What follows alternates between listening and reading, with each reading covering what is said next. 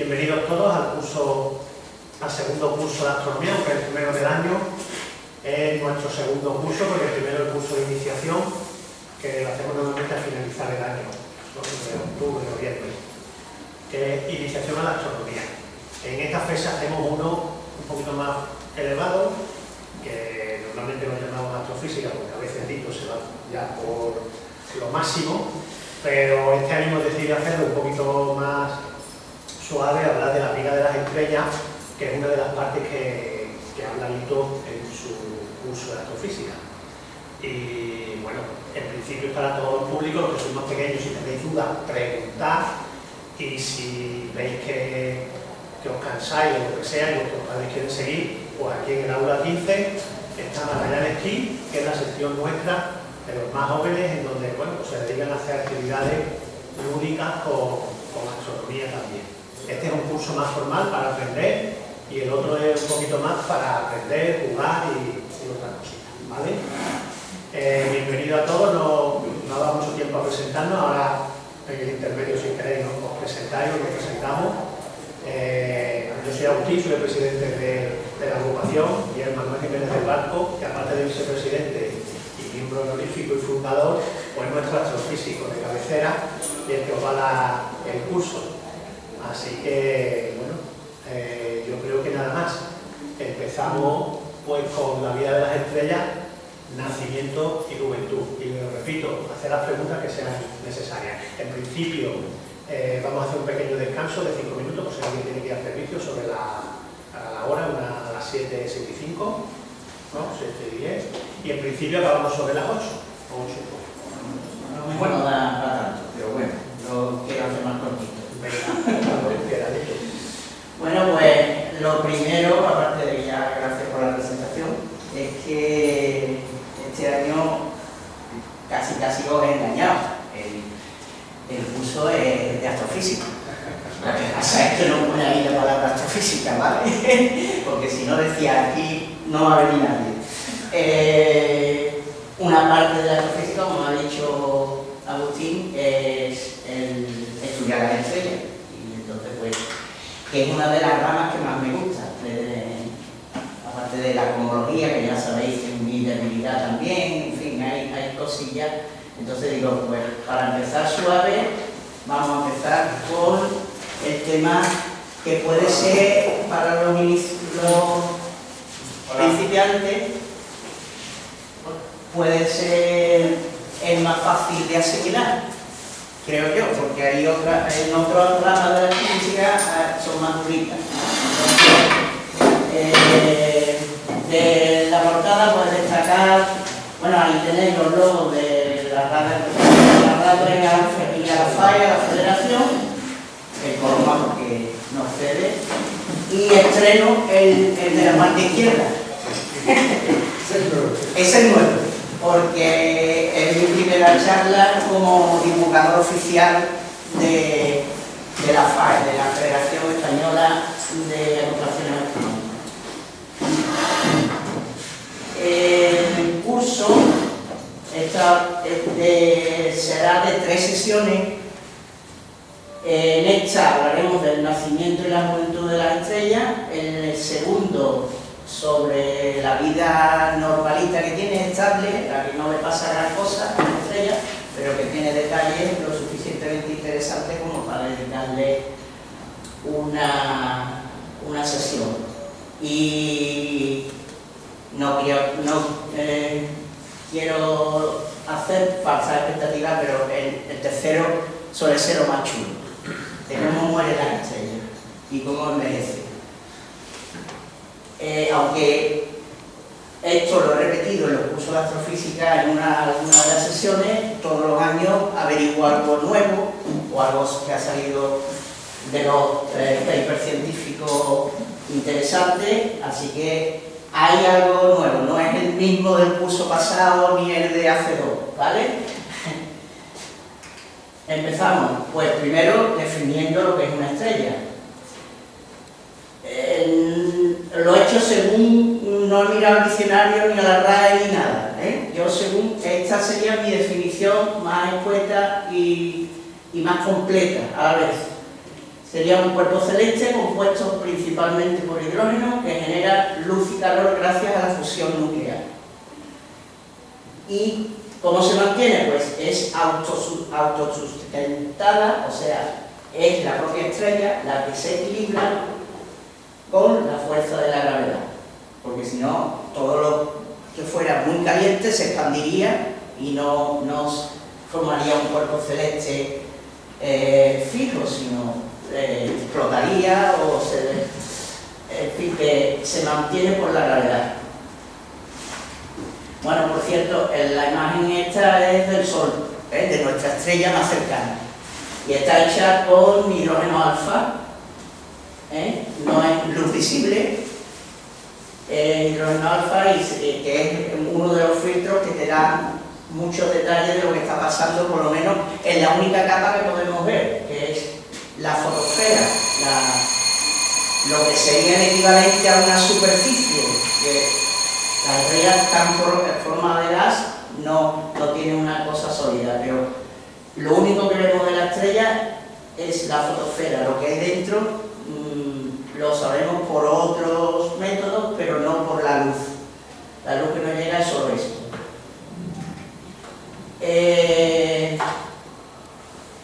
De todas las características que tiene una estrella, la principal, la que va a marcar cómo es su vida, es la cantidad de masa que tiene.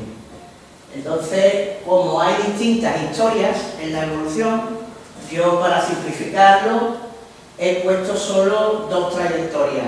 Hay una tercera que es las estrellas medianas hacen cosas diferentes a las enanas y también diferentes a las masivas, pero se diferencian muy poco. Entonces, he querido hacer dos trayectorias para explicaros la vida, cada una de las etapas, en la charla, pero separar las enanas marrones, las estrellas enanas y las estrellas masivas por un lado. Ahí tenéis lo que más o menos se considera una estrella enana. Tendrá una masa mayor que 75 masas de Júpiter y no llega a 8 masas del Sol. Ahí abajo tenéis el equivalente. Una masa solar son 1000 masas de Júpiter. O sea que a veces se dice que Júpiter es una estrella frustrada y bueno, le queda. A Júpiter le quedaría tamaño para ser una estrella, tiene que ser 1000 veces más grande. Aunque hay estrellas que son mucho más pequeñas que el Sol, empiezan donde acaba ahora mismo la división de los cuerpos celestes. Está planetas, si es rocoso o gaseoso, como tipo Júpiter. Cuando ya llega a una masa de 14 masas de Júpiter, es una enana marrón. De 14 masas de Júpiter a 75 sería el tamaño de las enanas marrones. A partir del 75 ya es estrella, y ahí tenéis ya la división superior. De 75 masas de Júpiter a 8 masas solares se considera una estrella enana, y si tienen mucha más, o basta con 8 para que ya le pasen cosas raras. Tiene más de 8 o más de 8, las hay muy grandes. Creo que la que está observada más grande es una que se llama RB215, que está en el cine, que tiene más de 220 y tantas masas del Sol. Son enormes. Hay algunas estrellas brutalmente grandes. Bueno, vamos a empezar con la historia de esta sesión. Es solo del nacimiento y de la juventud, pero en el trayecto que hacen las enanas y las medianas. Este sería todo el curso, las etapas que tiene una estrella enana. El punto 1 y 2, que es desde que nace de las nubes puras de hidrógeno, y su separación en fragmentos, esa nube, eso lo llamaría yo el nacimiento. El punto 3, 4 y 5 serían la juventud, ¿vale? Si los que nos veis, me cambio de postura, ¿no? ¿Vale? Para que no seáis siempre, o me pongo por aquí. El 4, 5, o sea, 3, 4 y 5 sería la juventud, y lo que dejo para la tercera sesión, que allá será la primera semana de marzo, porque vamos a descansar el puente de febrero, el día 27, ¿no? Toca descanso, para que hagáis el puente bien, sin pensar demasiado en la vejez y la muerte, pues es cuando se desestabiliza la estrella y le pasan muchas cosas hasta que al final colapsa y se queda con lo que llamamos un cuerpo compacto. Eso sería la vejez y la muerte, que sería la tercera parte del trayecto de las enanas, ¿eh? Bueno, pues ¿cómo nace la historia? Pues en zonas de la galaxia pues hay masas de hidrógeno, que es el componente principal del universo, un 99, 98% es hidrógeno, pues hay un montón de hidrógeno y más concentrado todavía en las galaxias. En las nubes, sobre todo, de las galaxias espirales, porque las elípticas tienen otra historia diferente, sobre todo en los brazos de las espirales aparecen unas ondas de densidad que hacen que el hidrógeno, que está aún muy separado, es casi vacío, se empiece a juntar, y ese hidrógeno, que es atómico, llega a estar tan cerca que se convierte en hidrógeno molecular, ¿vale? H2, hidrógeno H solo, pues hidrógeno atómico, H2, hidrógeno molecular. Pues ¿por qué estas nubes se condensan? Pues por ejemplo por ondas de choque, de nacimiento de estrellas masivas o de supernovas,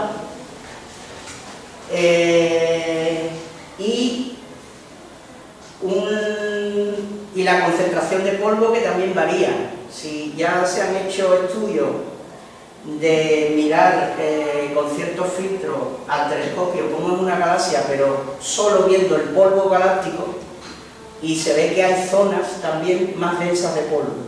Esas zonas densas de polvo, los polvos son unas partículas sólidas del tamaño de una micra, 10 micras, por ahí, o sea, décimas de milímetro, ¿vale?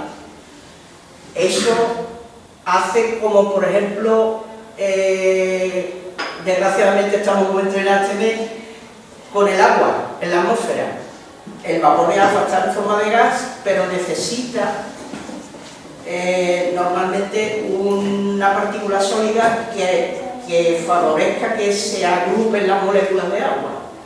Pero lo que se llama en meteorología los núcleos de condensación, para que salgan las gotas de lluvia. Pues el polvo hace lo mismo en la galaxia con los átomos de hidrógeno. El polvo hace de núcleos de condensación para que las nubes de hidrógeno molecular sean cada vez más densas, ¿no? Aquí tenéis una imagen de una nube molecular, es la nube Barnard 59. Hay un catálogo estelar que nada más que se dedica a pillar las nebulosas oscuras. La nebulosa, lo que quiero destacar es la parte oscura que veis.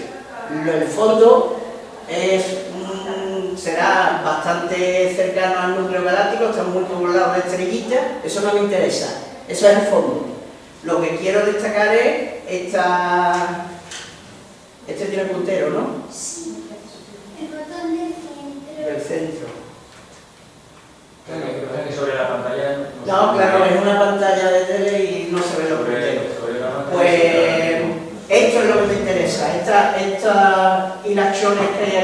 es hidrógeno molecular.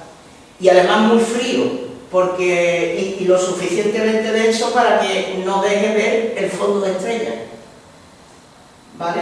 Lo vemos desde luego muy lejos, porque no he anotado, no lo sé, pero estas nubes moleculares pues están a centenares de años luz, por ejemplo, entonces la vemos muy lejos, no estamos medio dentro, es diferente, ¿no?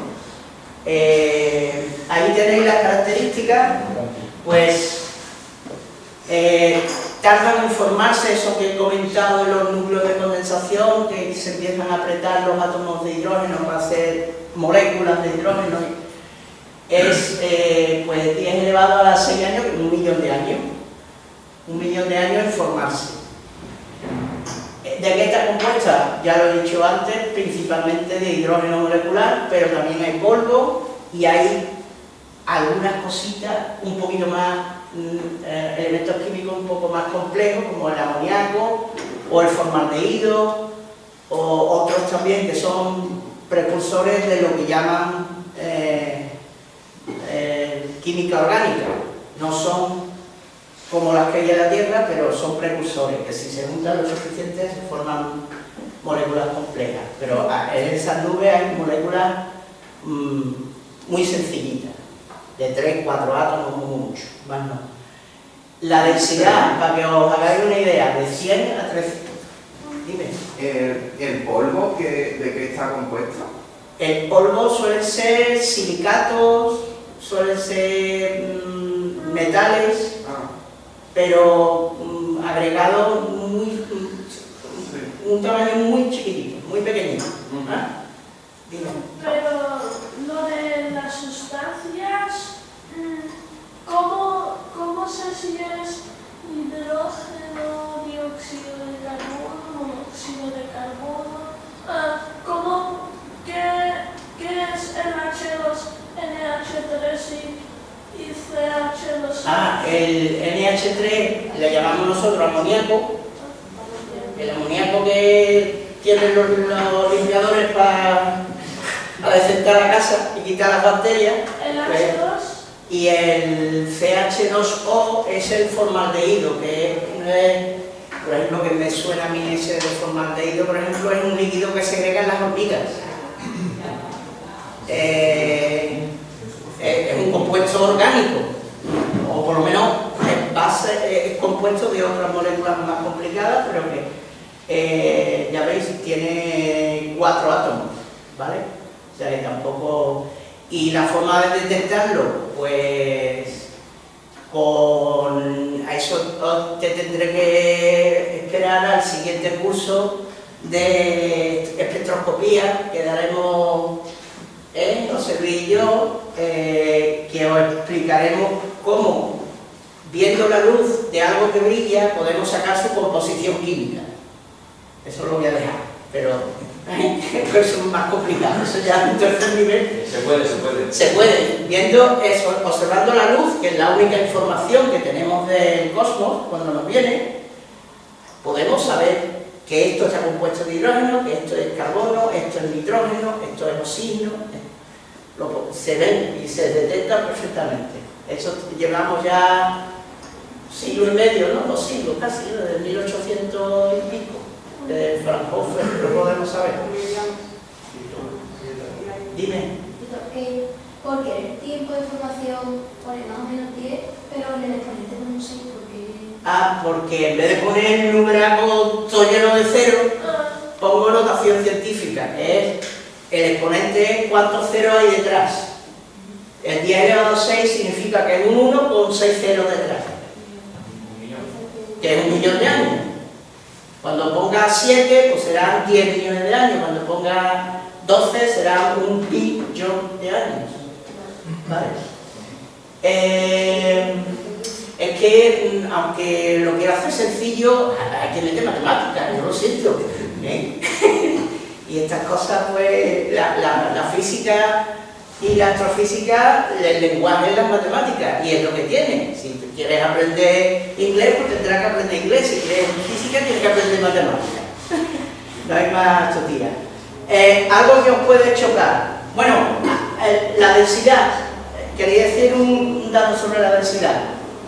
¿Os parece grande o pequeño el dato de 100, 200 partículas por centímetro cubo? A mí me parece grande. ¿Grande? A mí me parece muy grande. Pues es el límite teórico que tiene el ser humano para hacer el vacío. Las máquinas que hacen actualmente, a día de hoy, el vacío más perfecto en la Tierra artificial, de coger una cámara y quitarle el aire para dejarle vacío. Lo más que consiguen son entre 100 y 200 partículas. O sea que toda la tecnología humana, el máximo que damos es conseguir esa cantidad de partículas. O sea que son muy pocas, son muy pocas. Pero Dime. si lo forzáramos al 3600, ¿qué pasaría? Ahora va a pasar que se van a poner cada vez más densas y eso será ya el principio de la historia, por eso lo veremos después. Dime. Que si hay algún motivo especial, porque en teoría en sí todo eso siempre se expresa en el sistema internacional, que si hay un motivo algo por el que echen centímetros para partir de centímetros cúbicos. Si cuando cambiamos de unidades al CGS, que sería el sistema de centímetro en vez de metro, gramo en vez de kilo, es para que los números no salgan demasiado pequeños. A esa escala, yo te digo, 100 partículas por metro cúbico, a lo mejor son 10 elevado a la menos 4 kilos partido por metro cúbico. Y tú dices, y era, pero a la menos 4 sería un número muy raro. Yo veo que 100 es más, ¿sabes lo que es? Es una cantidad que la gente entiende mejor que un número científico muy pequeñito. Entonces por eso se suele cambiar de unidades, pero cuidado, estamos en Europa y no ni en Inglaterra ni en América. Aquí defendemos el sistema internacional de medidas, nada de las onzas, las libras y las millas. Aquí estamos kilos, metros, lo que pasa es que de vez en cuando utilizamos eso. ¿Vale? Bueno, pues el tamaño, para decenas o centenares de años luz. ¿Alguna? Vale, sigo. Esa nube gigantesca de decenas o centenares de años luz se fragmenta en trocitos porque le favorece esos núcleos de condensación a que la masa vaya cayendo al centro y se formen grumos. Es como cuando tú sueltas el colacao y al principio está en grumo, hasta que no lo mueves en condiciones no se disuelve, ¿no? Pues esto pasa al revés, está disuelto, pero por la gravedad se van haciendo grumos. El primero que vio esos grumos, este personaje, Jan Bart Bok, y en su nombre, pues a estos gránulos, corpúsculos o trocitos de las nubes moleculares se le llaman glóbulos de Bok. Ahí estáis viendo uno muy fotogénico que ha salido muy bien, hecho evidentemente por el telescopio que está ahora marcando diferencia, que es el James Webb, y esto es un glóbulo de Bok en la nebulosa de Carina. Esto brillante que veis es una nebulosa de visión, por eso se ve brillante. Y el glóbulo de Bok, por su aspecto, le han puesto la oruga. La verdad es que hasta se le ve paquita entonces, ¿vale? Aquí ya veis que la densidad ha subido ya a casi 1 millón de partículas. 100.000, 200.000, hasta 1 millón. Sigue habiendo la misma composición química y esto, la nube grande se fragmenta en glóbulos de Bok en el orden de desde 1000 años hasta 1 millón de años más. Hacen falta para que esa nube disuelta se formen grumos. Y ya en vez de cientos o miles de años luz, nada más que tiene unos cuantos, 4, 5, 10 años luz. El glóbulo de tamaño. A partir del glóbulo, el glóbulo es muy chulo verlo, pero nos quita información, porque habéis visto que es opaco. La luz de detrás no nos deja ver lo que está pasando dentro. Ese ha sido un hándicap que ha tenido la astronomía, sobre todo visual, que es que no sabíamos lo que pasaba dentro del glóbulo de Bok, porque se ve negro con el fondo, sobre todo si el fondo es brillante como hay, pues ahí lo que pasa, que es lo interesante, no se sabía. Ahora ya la cosa ha cambiado con los telescopios de infrarrojo y de rayos X, que vemos con otros ojos y entonces ya podemos ver lo que está pasando dentro. Por eso os tengo la historia, porque si no, no sabríamos qué está pasando ahí dentro, ¿vale? ¿Qué está pasando? Pues que se está contrayendo el glóbulo de Bok, se hace cada vez más pequeñito y como siempre hay algunas partículas que giran un poquito más rápido que otras, hay una ley física que sería muy complicado de explicarlo aquí, pero todo lo que gira se aplana. Entonces ya deja de ser un glóbulo así aspecto medio redondo, aunque le salgan, ya deja de ser redondo y empieza a aplanarse y en una dirección especial que es la que marca que la mayoría de las partículas giran más deprisa, se aplana y se forma un disco. Y como todo la gravedad está haciendo que en el centro del disco haya un objeto central y dé todo vueltas alrededor de ese objeto central. Y es lo que digo hoy, que las partes más ligeras y menos densas se van aplanando por la ley se llama la ley de conservación del momento angular, pero es una palabra muy difícil. Se detectan por emisión, como he dicho, está en el infrarrojo lejano. No se ven por telescopio. Tú no haces una foto de una nebulosa y no estás viendo el disco de acreción dentro de un glóbulo de Bok. Aparte de que el glóbulo de Bok está oscuro, lo que hay dentro no se ve.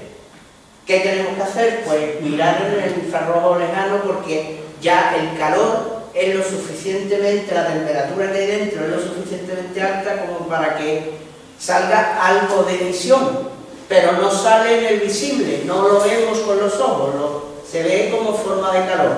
La forma de detectar el calor es con telescopios de infrarrojo. Y además de los más lejanos, porque el infrarrojo es una franja muy ancha. Hay varios tipos de telescopios según si quieres ver desde lo muy poco que desprende muy poco calor hasta lo casi que es visible, que es rojo. Entre estos instrumentos voy a dar un paseo por 3. Estos 3 serían el telescopio espacial Herschel, el APEX y el IRAM, que a algunos les sonarán las siglas. ¿Vale? Este es, por ejemplo, la nebulosa NGC 7538, vista aquí en el visible y allí con este instrumento que está en el espacio, con el Herschel. Esto es del Monte Palomar, que hacía fotos en el visible, el telescopio de 8 metros del Monte Palomar.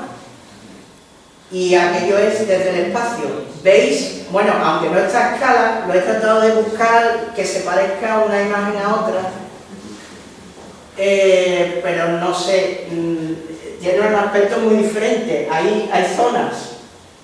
Si lo miramos en el infrarrojo, aquí veis zonas muy difusas que brillan poco, sin embargo ya hay aglomeraciones aquí y estas que, por ejemplo, ya digo que a lo mejor no está en la misma posición ni nada, pero estos puntitos, estos, son glóbulos de Bock que no se verían en el visible, estarían negros en el visible, pero este telescopio no mira en el visible. Entonces, por eso es la importancia de mirar el nacimiento de las estrellas con las ondas infrarrojas y las ondas de radio, las dos. Otra visión de las grandes nubes moleculares es, por ejemplo, esta sí que es la misma imagen aquí que aquí, aunque no lo parezca. ¿Veis que coincide? No, con la luz no sé si se ve. Sí, Se ve, ¿no? La franja negra se ve perfectamente en el visible. Apagada un momento. La franja que se ve en el visible, en negro, es precisamente lo que brilla en el infrarrojo. Y además, también se están viendo aquí aglomeraciones que serían glóbulos de Bock o medianos o ya avanzados en la edad, que ya está emitiendo fuerte en el infrarrojo, que se ve puntos brillantes. Sin embargo, aquí no tenéis ni idea, o sea, no se ve. Esto que está emitiendo a una radiación interesante, ahí ni se ve. Y, perdón, lo que vimos antes que tenía forma de oruga es Sí. uno de esos glóbulos. Eso, sí. Las nubes, los glóbulos son pequeños, vistos desde la Tierra. No tenemos una nube molecular aquí al lado para verlo con gran detalle. Los objetos estos se ven, las nubes estas oscuras las vemos con telescopio ya, con muchos aumentos se ven grandes, pero si no son, se ven muy pequeñitas. Dime. Pero me sorprende cómo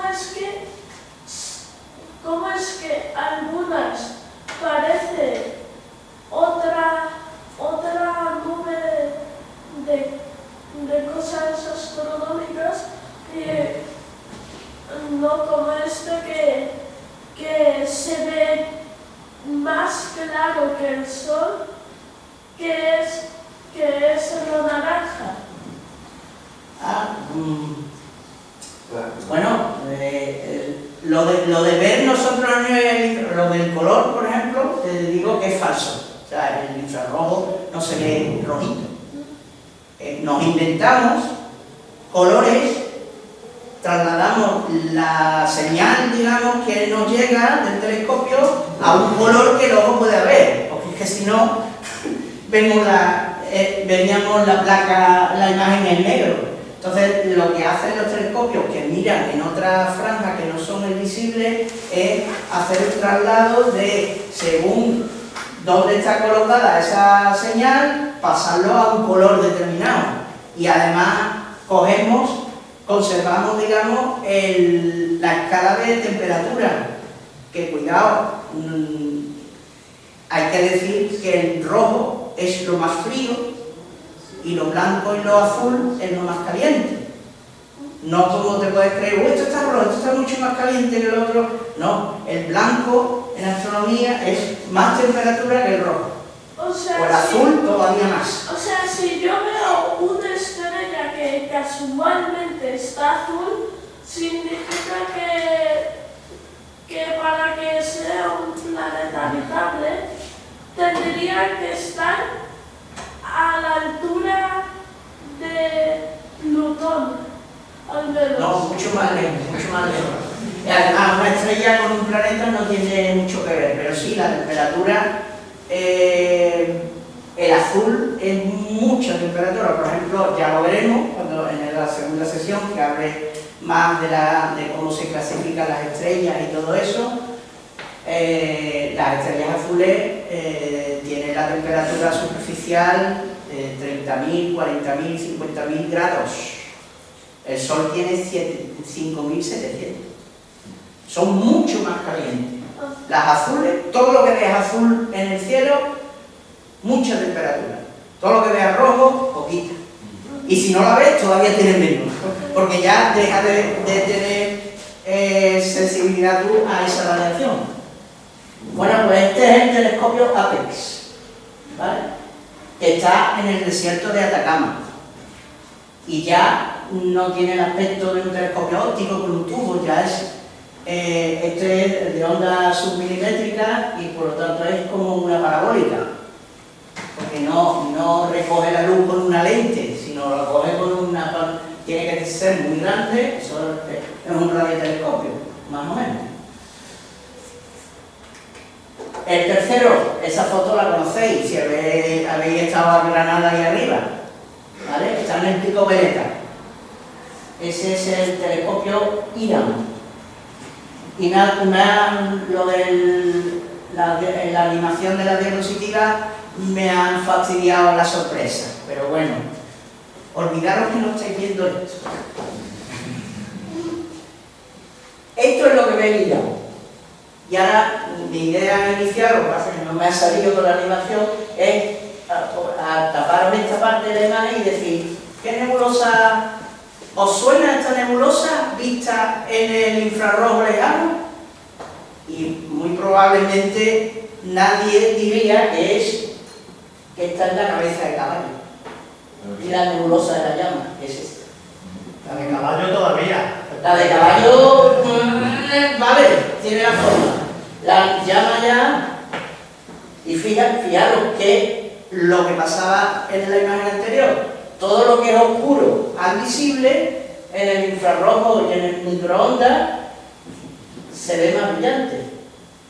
O sea, bueno, esta nebulosa está emitiendo mucho, que es esta, pero la cabeza de caballo que es negra, aquí se ve perfectamente. Aunque lo de cabeza de caballo, más que eso, parece algún monstruo sacado de algún videojuego. Bueno, pues para las siguientes generaciones de fotos de Hubble y lo que venga, que te fiche la NASA o la ESA para sacarle el nombre, porque lo de la oruga, vale, me lo creo, pero hay algunos nombres que lo decimos mucho cuando estamos observando el cielo, es decir, esta es la nebulosa de la cabeza de la bruja. Y tú dices, pues bueno, ahí la cabeza, yo no veo la cabeza de la bruja. O el cangrejo.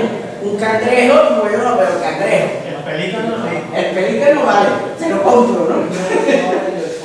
Bueno, seguimos. Bueno, pues esto era lo que os he estado hablando de cómo termina un glóbulo de Bob, o por lo menos la parte central de un glóbulo de Bob.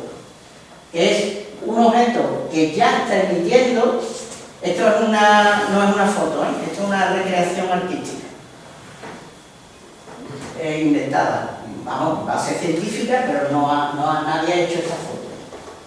Por IA, ¿no? Sería ahora, ¿no? El objeto central se ve brillando ya en el centro y el disco, ya es forma de disco, está rodeando. Y el disco pues tiene parte brillante que está rotando más rápido y tiene mayor velocidad, y está rozando, tiene rozamiento y se eleva la temperatura, y las partes exteriores del disco siguen siendo oscuras porque están muy frías todavía, ¿vale? Este es lo que se llama el disco circunestelar y una protoestrella, porque todavía no se le puede llamar estrella. Acordaros de cuando definís una estrella. Una estrella es un cuerpo celeste que tiene fusión nuclear. Ya os explicaré el viernes que viene qué es la fusión nuclear, pero lo que está pasando, el brillo que está saliendo de allí del objeto central, no es por radiaciones nucleares, por reacciones nucleares, es por contracción gravitatoria. Porque el potencial gravitatoria se transmite, se expande como energía. ¿Vale? Aquí lo digo, la energía potencial gravitatoria se emplea en dos cosas: en el calentamiento del objeto central y en generar radiación al exterior, en soltar ya luz. ¿Luz en qué franja? En el infrarrojo, cada vez más cercano al visible. Las fotos del Herschel eran del infrarrojo lejano. Ahora ya cuando el disco ya está más formado empieza a acercarse al infrarrojo medio y terminando en el infrarrojo cercano, que es casi rojo, ya para nosotros. Cuando se empieza a condensar, las partículas se cargan, algunos electrones ya empiezan a ir por su lado y dejan de ser átomos neutros y empiezan a estar cargados. Esa carga eléctrica con el movimiento puede generar campos magnéticos. Los campos magnéticos hacen como ríos o encauzan la radiación en canales muy estrechos. Y entonces ya en algunas zonas apenas brilla, pero en otras brilla muy marcadamente. Y ya llega incluso a emitir con energía muy fuerte. Dime. La imagen que has puesto antes, la anterior imagen, la que está hecha por IA, ¿esa cosa tiene algo que ver con los cuásares? No, los cuásares son cosas a escala brutalmente más grande que esto. Esto tiene... el disco podemos tener una pista del tamaño del disco sabiendo lo que, por ejemplo, mide nuestro sistema solar. Por ejemplo, el borde del disco de esta supuesta estrella, si es de tipo solar, que va a generar una estrella del Sol, pues a lo mejor el disco tiene 100 unidades astronómicas o 50, más o menos un poquito más lejos de lo que está ahora Plutón, del Sol. O sea que este disco es pequeño, pequeño astronómicamente, claro, para las cosas tan bestias que hay en el universo. Entonces, un cuásar es enorme, es del tamaño de una galaxia, o del núcleo de una galaxia, eso son palabras mayores, no tiene nada que ver. ¿Pero el cuásar está relacionado con las estrellas, la fase final de las estrellas quizá, o no tiene nada que ver con...? El cuásar, todo está relacionado con las estrellas porque estamos en la edad del universo de las estrellas y los objetos raros que emiten cosas, si tiras del hilo al final salen las estrellas, pero bueno, los cuásar le han pasado muchas cosas en medio, no solo los culpables son las estrellas. Cuásar es a lo bestia, es una cosa muy gorda, muy grande, además están muy lejanos y emiten muchísima radiación. Esto, para verlo así, sería en el infrarrojo. El cuásar se ve invisible perfectamente, o en ultravioleta.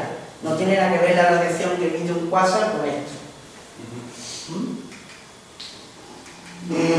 Bueno, pues, ¿qué es lo que os estaba adelantando antes? Pues que este objeto central, el movimiento tan rápido que tiene el polvo y el hidrógeno, hace que se carguen eléctricamente y generen campos magnéticos. Eso hace que la radiación salga como un chorro por los polos norte y sur del disco. O sea, tiene el objeto, el disco está rotando así, pues se genera un campo magnético dentro del objeto central, llamámosle protoestrella, porque todavía no lo es, y te alinea estos dos chorros que salen del glóbulo de Bok o del disco de acreción. Estos fueron los dos astrónomos que primero detectaron ese tipo de objetos y se le ha puesto su nombre. Se llaman objetos Herbig-Haro por George Howard Herbig y Guillermo Haro. Guillermo Haro, mexicano, no español, pero bueno. Eso es, por ejemplo, el objeto Herbig-Haro 111, que está en Orión. Orión, como sabéis, es un sitio de creación de estrellas, es un criadero de estrellas. Entonces hay estrellas que, según el tamaño, las hay brillando y iluminan de azul una parte del hidrógeno, otras que son más modestas como esta, que solo en la época que son Herbig-Haro se le ven esos rayos que salen norte y sur, ¿vale? Estamos hablando siempre de la evolución de las estrellas pequeñitas, es como no lo sé, ¿vale? Lo pregunto porque a mí porque no está simétrico. Vamos a ver, los chorros, por mi entendimiento de la Tierra, que digamos, deberían estar alineados con los campos magnéticos, ¿no? Que como vemos ahí, como dos campos magnéticos, pero los chorros no están exactamente alineados con ellos. Yo los veo alineados. ¿Yo qué quiere que te diga? Yo lo veo perfectamente una línea recta. El que sale del sur y el que sale del norte, bueno... ¿En serio? Vale, para mí estos campos tienen aquí una dirección así y esto está así, por lo cual para mí debería ser así. Es que el plano del disco es la parte oscura, no la parte brillante. La parte oscura, el disco protoplanetario está así, es la zona más negra que veis aquí. Donde sí está norte y sur. Que se vea más uno que otro es porque choca con el gas, puede haber más densidad de gas en el polo norte que por el polo sur. Claro que yo lo hago por eso vengo aquí, por eso vengo aquí, porque lo veo así. Es que también depende del campo, hay mucha variedad en los métodos geológicos, hay una totalmente que no sale siempre en la misma imagen, son diferentes. Aquí parece que hay otra intensidad del campo magnético que atrapa desde aquí para justo para la línea polar, pero a partir de aquí ya no hay apenas campo magnético, entonces estas aperturas con un ángulo, eso depende también de cómo es la naturaleza del campo magnético, porque cada estrella, según como rote, le sale. O sea que no es geométricamente lineal, sino, por ejemplo, aquí veis que hay trozos que desaparecen, el chorro, y aquí vuelve a haber acumulaciones, pues porque por aquí el gas es un poco más denso y choca. Ese gas que viene acelerado por el campo magnético choca con los átomos neutros, donde hay más intensidad, pues se ve más. ¿Vale? Una cosa muy chula de los pervistaros. Son objetos que si miras en cuestión de días, meses o años, ves la diferencia. Saturno cuando la ves igual. La nebulosa de Orión, ¿desde cuánto estamos mirando un telescopio? Desde hace 30 años la estamos viendo igual. De grande, hay objetos que tardan en modificarse porque son gigantescos o porque la velocidad de las cosas que hay son muy lentas, que las veis toda la vida igual. Hay cosas que no, por ejemplo la supernova, se ven cómo se modifica y se expande. Pues los Herbig-Haro sí se ven. Aquí tenéis otra vez ahora con el Hubble. Este es el disco protoplanetario, aquí está la parte más iluminada, que es la parte del disco que está más caliente, pero los grumos se ven, si lo coges a escala, que según la fecha, en pocos años, se ve cómo están saliendo. Que si tú comparas fotos a escala humana, o incluso años, ¿no?, estás viendo modificarse un objeto Herbig-Haro. No, eso no suele pasar en la astronomía. La astronomía, la mayoría de los objetos pasan los años y tienen el mismo aspecto. ¿Vale? Pues esto es una cosa interesante. ¿Eso qué quiere decir? Que la dinámica, o sea, las velocidades que implica esos gases son muy grandes, porque a mucha distancia le vemos cambios. ¿Qué les pasa cuando termina la etapa de Herbig-Haro? Son pocos años. ¿Qué pasa a la siguiente fase? Las estrellas enanas pasan a la fase de Tauri. ¿Cómo empieza a transformarse un Herbig-Haro a una de Tauri? Que, por ejemplo, los haces polares de rayos de emisión se empiezan a ensanchar, baja la velocidad y baja también el campo magnético. Entonces los haces se abren. Aquí ya este Herbig-Haro no es que esté peor definido, ni tiene más ese peor ni nada, sino es que tiene los rayos más anchos. ¿Vale? Este es el Herbig-Haro 211, que está en Perseo. Prácticamente el tamaño del disco, prácticamente. El chorro tiene tamaño prácticamente de disco. Sí, incluso ahí yo diría que lo que no se ve, o sea, la parte oscura es más estrecha. Pues eso es. O sea, que a la vez el disco protoplanetario se está encogiendo, porque el objeto central está captando toda la masa, deja de haber porquería en el disco, si no se lo traga todo, pero sigue emitiendo cada vez más débil y hace que el chorro sea más ancho, hasta que termina por desaparecer. ¿Vale? ¿Esa sería como la nebulosa hormiga? No, la nebulosa de la hormiga es una muerte. Esto es un nacimiento. Es parecido, ¿no? Sí, el aspecto es parecido, pero no tiene nada que ver. La nebulosa de la hormiga es una estrella que el cadáver ya está muerto y lo que queda es de cuando hizo puff, porque yo no digo explotar es demasiado bestia para decirle, explotar es una supernova, eso sí explota, pero la nebulosa, o sea, las estrellas pequeñitas hacen puff, adiós, ¿vale? Eso sí, la nebulosa de la hormiga es una despedida de una estrella vieja. Esto es una estrella que todavía no ha nacido, no es estrella todavía. ¿Vale? ¿Y qué diferencia? ¿Cómo se sabe la diferencia? Diferente a nuestro... Por el tipo de radiación, por el tamaño, por la velocidad de los gases. Hay muchas cosas que tú puedes ver y diferenciar. Ya te voy a adelantar que eso se llama nebulosa planetaria, lo que tú dices, de un objeto perpicado. El tamaño, sobre todo, y los campos magnéticos presentes cuando se mide con un magnetómetro o se ve o se calcula. Los campos magnéticos de los Hermíjaros son más grandes que los campos magnéticos de una nebulosa planetaria. Y el tamaño, que yo más o menos me acuerdo. Termino la fase de Tauri y descansamos, ¿vale? La segunda fase de la estrella de Tauri,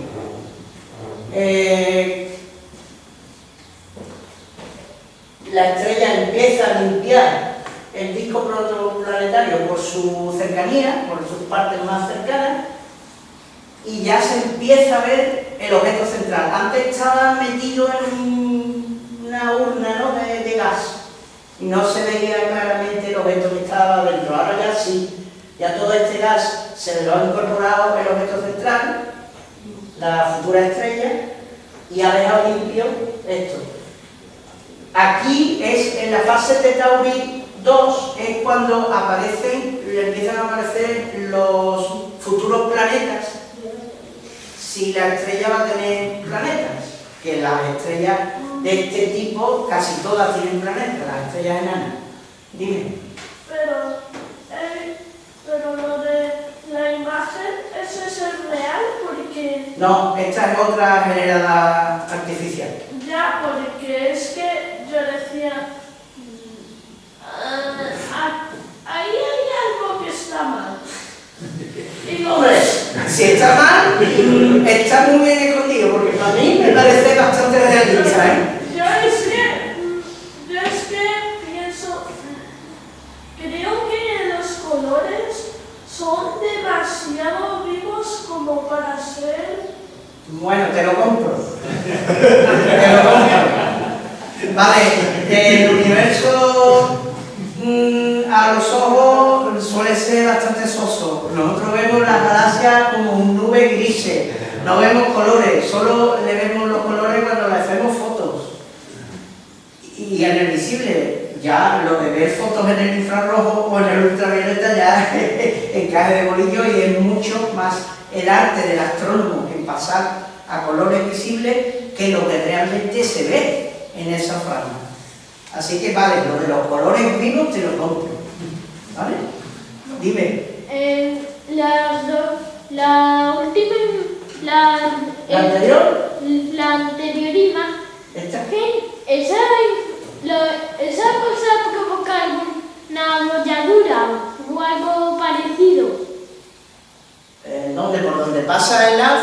En ¿El el rayo? centro. en el centro se está liando parda. Ya lo he dicho, aquí se ve lo que se está liando. El objeto central está tragándoselo todo. Lo que pasa es que a esta escala solo lo vemos negro porque en esta perspectiva de este objeto en particular, que lo vemos casi en la línea ecuatorial, el disco lo estamos viendo casi de canto. Entonces vemos el exterior del disco que es negro. No vemos la parte brillante del disco todavía. Así que se está tragando todo el polvo muy a la distorsional del espacio o algo así. No, es la gravedad, simplemente. Y la gravedad tampoco hay que tirar cohetes con la gravedad de estas estrellas, son muy pequeñitas, tipo solares o más pequeñas, ¿no? La gravedad, lo único que se trae el polvo es la gravedad y es poquita para las cosas tan bestias que se ven en otros sitios con la gravedad. ¿Vale? Voy a seguir porque es que si no, no descansamos. Bueno, la última fase de las estrellas de Tauri, el disco protoplanetario desaparece, se lo traga, o bien incorporando todo el disco a la estrella, o hay gránulos que se han quedado condensándose y que serán los futuros planetas que estén dando vueltas alrededor de la estrella, ¿no? Por fin se ve la estrella, la protoestrella, y cada vez, las estrellas de Tauri ya se ven en el visible, ya ahí con telescopios normales corrientes se ven. Entonces salimos cualquier noche a mirar y yo te digo, esta estrella es una de Tauri, y lo vemos ya con el telescopio, no hace falta radiotelescopios ni telescopios espaciales, ¿vale? O sea, que ya está brillando suficientemente caliente como para que se vea, ¿vale? Y para terminar con la fase de Tauri, es que suma toda la fase desde que se ensancha el disco hasta que desaparece el disco protoplanetario, puede pasar 20 millones de años. Así que las fases de Tauri son fases relativamente cortas también. Ya veremos el viernes que viene que la vida estable de una estrella puede ser muy larga. Entonces, tú puedes decir 20 millones de años es una alta de años, pero para una estrella no. ¿Vale? Para una estrella no. O sea, eso para... Y sobre todo para las pequeñas, que duran mucho más que las grandes. Eso ya te voy adelantando cosas. Porque, o sea, para nosotros 20 millones de años serían casi 12 millones de generaciones, pero para una estrella eso serían los 9 meses del embarazo. Sí. Bueno, las estrellas de Tauri se puede equiparar a la juventud, o sea, entre 8, 14, 15 años de un ser humano. Y de los 15, de la adolescencia hasta ya cuando empiezan los achaques de la vejez, que allá por el que se cuida puede durar bastante bien hasta los 60, pero ya empiezan las goteras a salir a los 60, pues eso sería la vida estable de una estrella, desde los 14, 15 años, 13, hasta los 70. Digamos, más o menos. ¿Vale? Y aquí paramos, hacemos un descansito. Sí. Digamos que esa fase de Tauri, para enlazar, ¿no? para la siguiente, por ejemplo, la tuvo perfectamente el Sol, se sabe que el Sol pasó por la fase de Tauri, que en esa fase el Sol estaba más brillante, tenía más luminosidad que tiene ahora.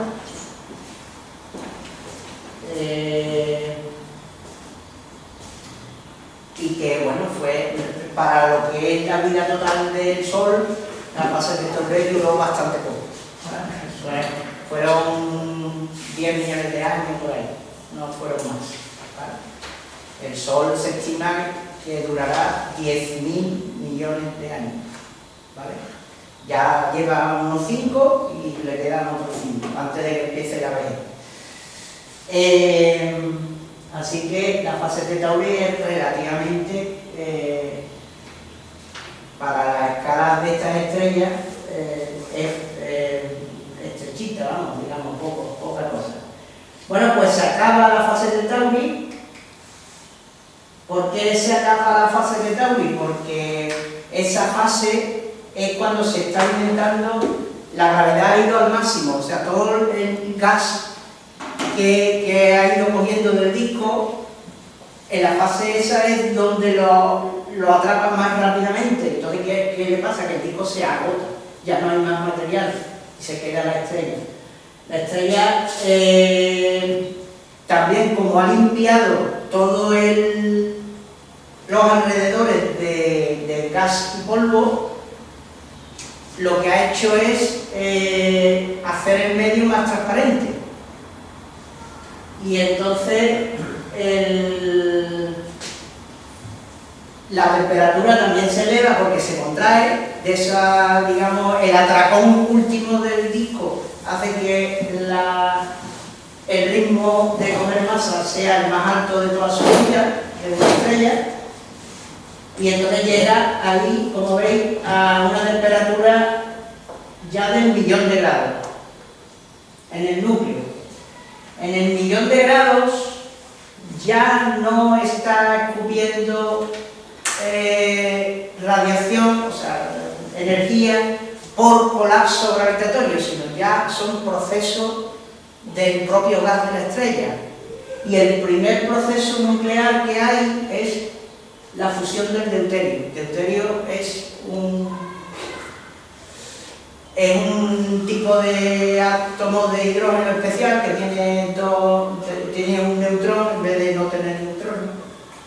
Y la estructura, no me voy a enrollar, la estructura de ese átomo hace que la energía para que se fusione sea más baja que el hidrógeno normal.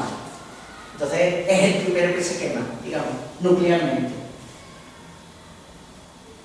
¿Qué le pasa también a la fusión de deuterio? Que el deuterio tiene muy poco, hay muy poco deuterio comparado con el total del hidrógeno que hay yo no me acuerdo de las proporciones, pero tiene que ser, si tú coges por ejemplo un vaso de agua, de deuterio hay el culito, o sea, menos de 1 milímetro en el culito, el resto es hidrógeno normal, H1, entonces hay muy poca proporción de deuterio. Cuando le da por quemarse, ¿qué le pasa? Pues tampoco dura las cosas, el deuterio. Así que ya es fusión nuclear y por lo tanto pega un buen petardazo. No es lo mismo el desprendimiento de energía por colapso gravitatorio que cuando ya hay reacciones nucleares. Cuando hay reacciones nucleares la cosa se pone seria, ya se emite mucha radiación. Entonces, todo lo que estaba cayendo, si pegaba algo, ya deja de caer. Ya no hay colapso gravitatorio, ya no hay, lo ha expulsado el viento de la ignición del deuterio, echa todo el hidrógeno que pudiera quedar fuera y deja la estrella totalmente desnuda y reduce la opacidad, ya se ve, la estrella se ve perfectamente, no hay nada que la tape. Y ahí comienza la época radiativa, ¿vale? Se llama. Y aquí se acaba la historia de las estrellas enanas. Esta es la última fase, la quema del deuterio. Quema le decimos nosotros, pero es fusión, ¿no? Que es breve también y ya pues se puede considerar estrella con todas las de la ley. Ya veremos el viernes que viene cuando ya se dice que una estrella es una estrella, que es cuando hay fusión del hidrógeno, no del deuterio, del hidrógeno. Estrellas masivas, diferencias con... Esta es la historia larga, digamos, lo que os he explicado. Las estrellas enanas, pequeñitas como el Sol, o como mucho de 8 masas solares, es la que le pasa más cosas. No sabemos exactamente si le pasan más cosas o menos, pero lo que sabemos es que es muy difícil saber ¿qué le pasa a una estrella masiva? Aparte de que las etapas de tiempo, que es lo que voy a remarcar en casi todas las diapositivas, las etapas de tiempo que os he dicho para las estrellas enanas se aceleran a una brutalidad en las estrellas masivas. Todos los intervalos de tiempo que he dicho se acortan muchísimo. El nacimiento de una estrella masiva es súper rápido, igual que su vida normal. Bueno, pues, ¿qué le pasa a una estrella masiva? Pues que, bueno, empieza por el punto 1 y 2, eran igual, pero por ejemplo, no hay objetos Herbig-Haro. No pasa por la etapa de Herbig-Haro, no le salen los rayos, ni se ve el disco, porque lo absorbe, en el punto 4 lo absorbe del tirón y lo destruye por la quema de deuterio. Entonces, la consecuencia principal es súper rápido. Pasa el equivalente a la fase de Tauri, sería la fase Herbig, ya os explicaré la semana que viene por qué le ponemos esas letras, ¿vale? Y el final de una estrella masiva, pues, es también mucho más rápido y eso sí que es chulo. De una estrella masiva, ahí sí le pasan cosas guay que ya lo veremos, ¿vale? ¿Qué requisitos tiene que tener una nube molecular para que forme estrella hermosota? Pues que sea de mayor tamaño, simplemente, ¿no? Y las nubes estas moleculares, pues, pueden contener hasta 1 millón de masas solares. Ahí pone 100.000, pues 100.000 masas solares, no tantas, mucho más grandes las nubes moleculares. Y claro, el tamaño de las nubes moleculares que forman estrellas masivas son mucho más grandes. Esta es la foto en el infrarrojo porque es James Webb, el James Webb solo hace fotos en el infrarrojo, de la nube molecular más grande que hay en nuestra Vía Láctea.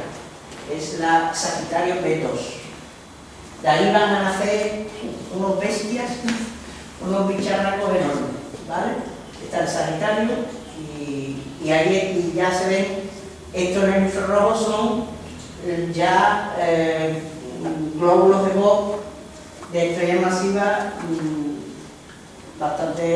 emitiendo bastante fuerte, pues se ven bastante iluminados en el infrarrojo.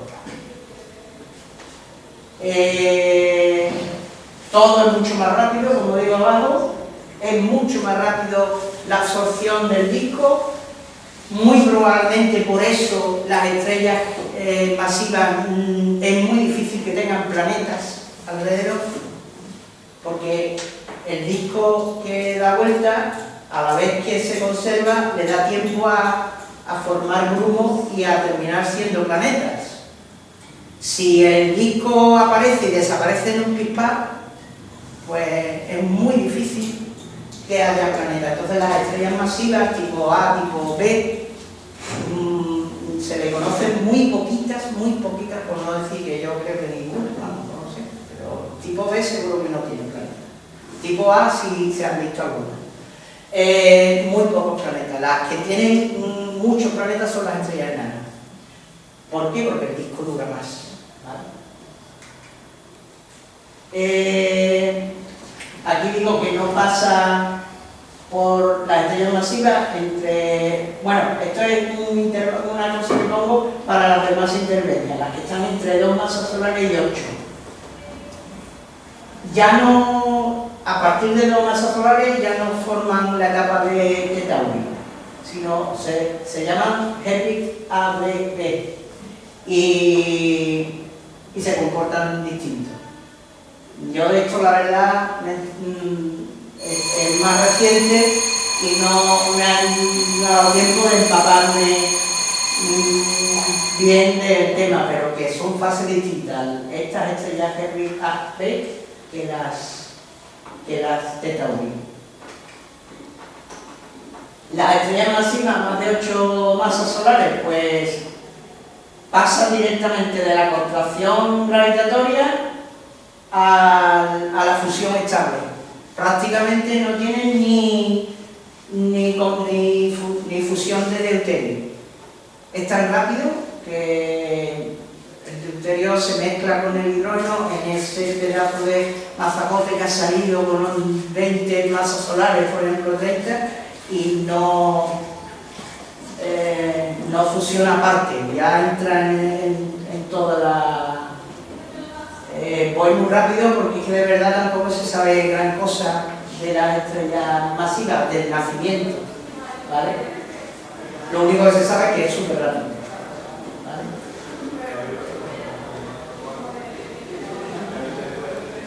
¿Cómo queda cuando ya una estrella masiva que ha ido muy rápido ya es de la secuencia principal? O sea, ya está emitiendo estable.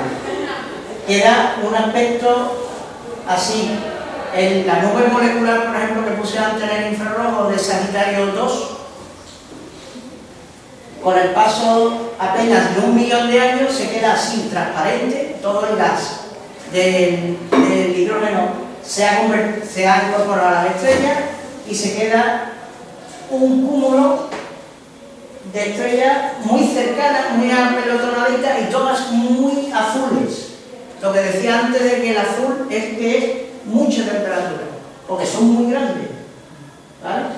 Esta que sale ahí amarilla arriba probablemente no sea del cúmulo, que se vea, está en el fondo, vamos. A no ser que esté en fase de gigante amarilla, pero no, esto es un cúmulo joven y no casa que hubiera una estrella vieja metida en medio. Así que eso probablemente sea fondo.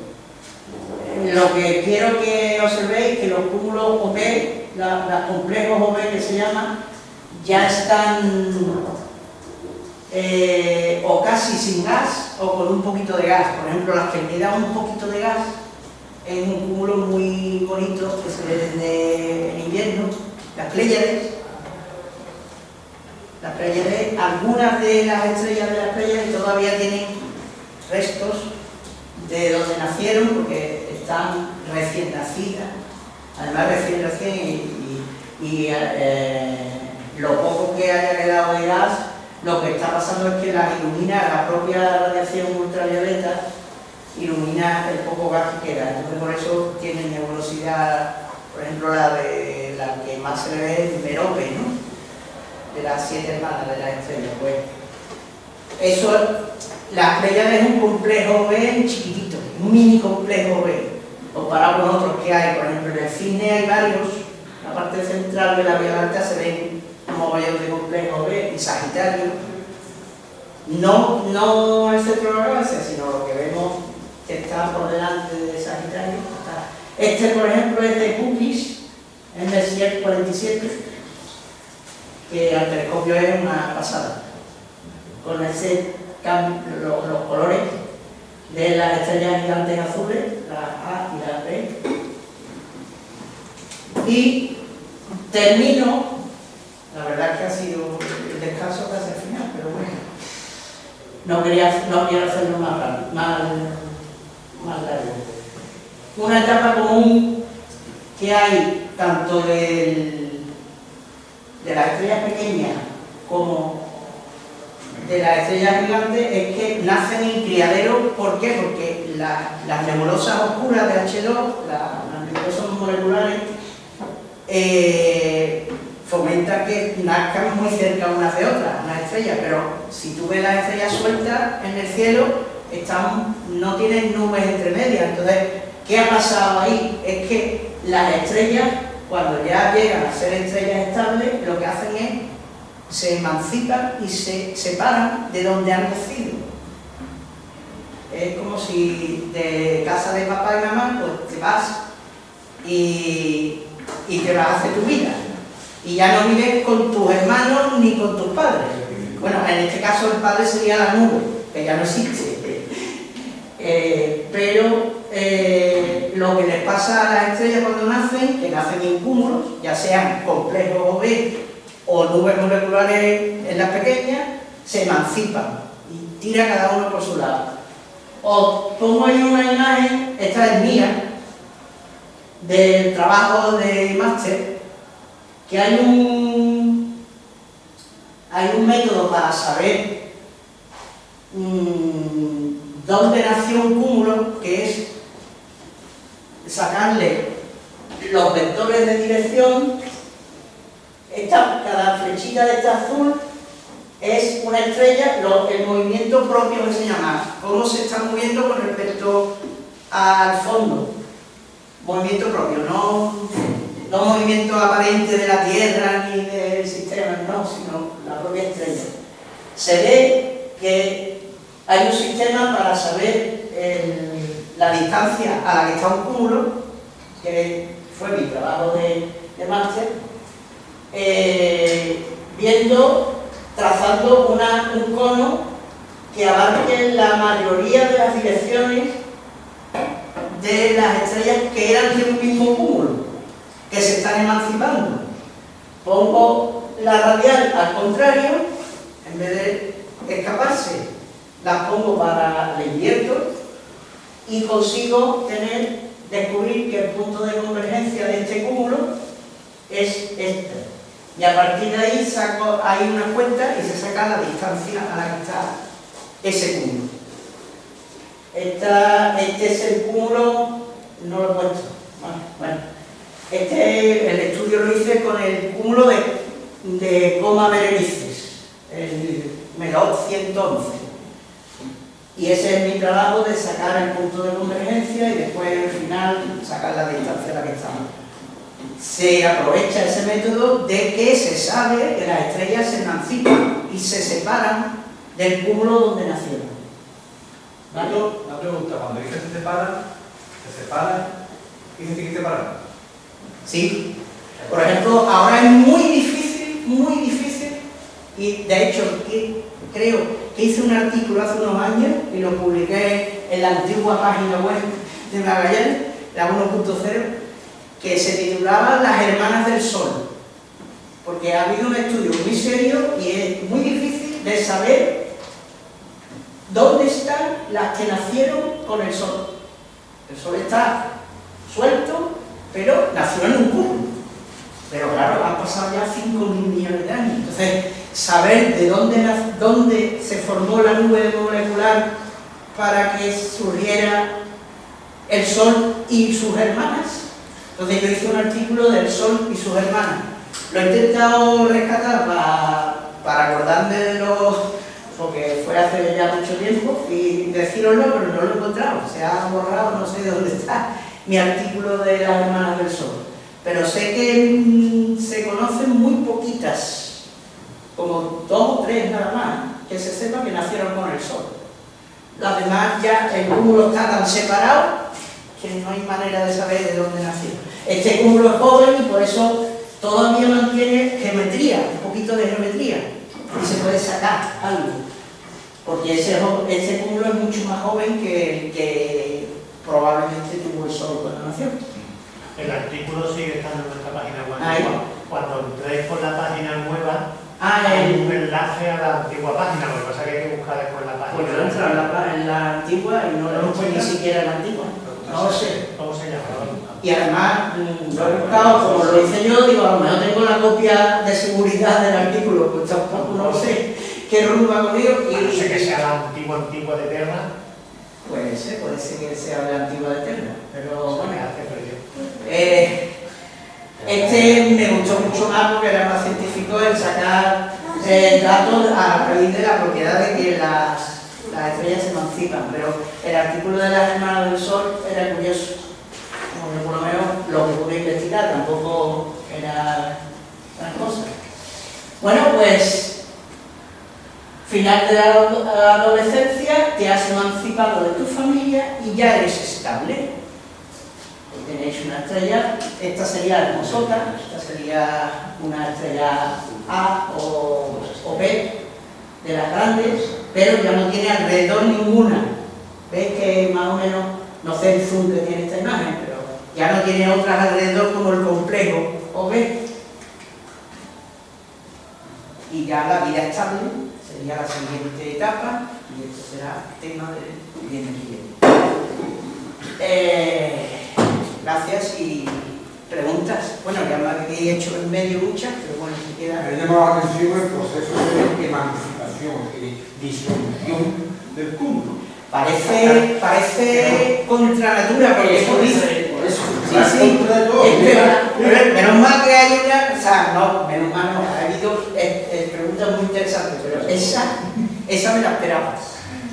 Porque hay masa, hay y atracción.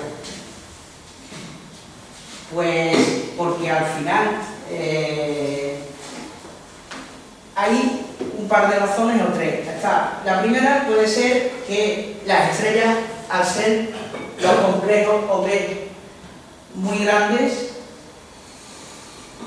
la ignición nuclear es tan bestial que hace una, como la supernova, no a esa escala de la supernova, pero quita de en medio todo lo que hay. Entonces, si hay una estrella cerquita, le pega un empujón, como si jugara al billar.